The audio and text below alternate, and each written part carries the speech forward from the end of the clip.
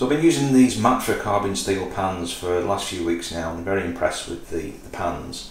I have noticed though that the handle on the smaller pan, this is a 9.5 inch, this is the 11 7/8 inch. Obviously the smaller pan has a smaller handle. You can just see, you know, compared lengthwise, it's quite a bit shorter. I have noticed that the handle on this gets pretty hot. If you're just frying an egg or something like that, then it's not really on long enough to get that hot. But if you're doing a burger or something like that, you know, maybe I don't know, 10 minutes or so in the pan, it does get hot, and you're going to need to cover that with something, whether that's a dishcloth, tea towel, something like that. Anyway, but for a bit more sort of permanence, I was looking for a silicone handle, and I've come across the Lodge frying pan handle. It's called a hot handle. They do a few different colours. This is the black, although it does have a slight brownish cast to it. It's not jet black, but they do the black, they do an orange, and they do a red. And you can just see in there that the opening there is curved, which will, you know, match the handle on these. It's not actually made for these pans, but it does fit, and it fits perfectly. So with the larger pan, obviously the handle is larger, is longer rather, and that will fit something along those lines. I will show you on these in a moment. But on the shorter pan, it might just be a little bit too long there, and what you actually get is the handle just curving over. I'm going to see how it goes, and if I find that this part is either getting scorched or it's getting covered in a bit of oil or anything like that, I may just trim off maybe 1/2 inch, 3/4 of an inch, something like that. But just to give you an idea of dimensions on these, it's 7 1/8 inch or 180 millimeters. Thereabouts.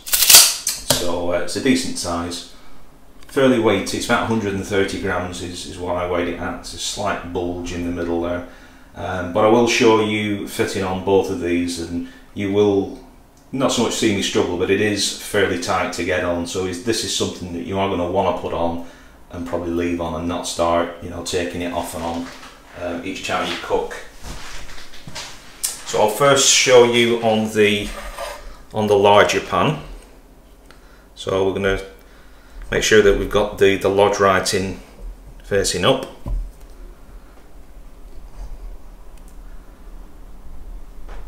There you go. So that's fully in. You can still see the opening through there.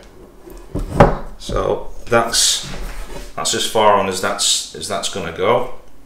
And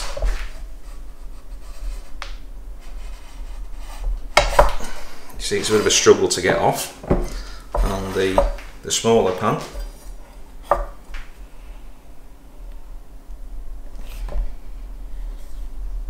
There you go. So you can just see that starting to bend round there. So I'll see how that goes for the first couple of times I have a cook with that pan, and we'll see how we go. But I'm going to leave it like that for now. But it does feel fairly substantial, that handle. I don't envisage any problems with heat coming through that, but I will just show you this in action in a moment.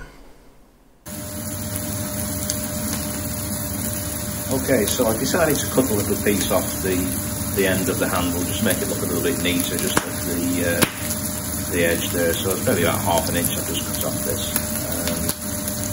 I did a piece of chicken in the pan last night. It was about 10-15 minutes, something like that. It's absolutely fine. I'm just going to give it one more go, just so you can see the thing in use.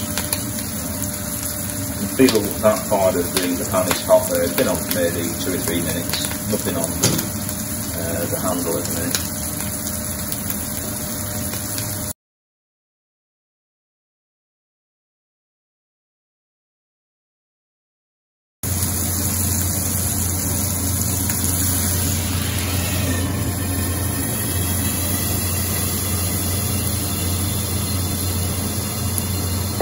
So that lid is just a generic lid that I picked up from Amazon there.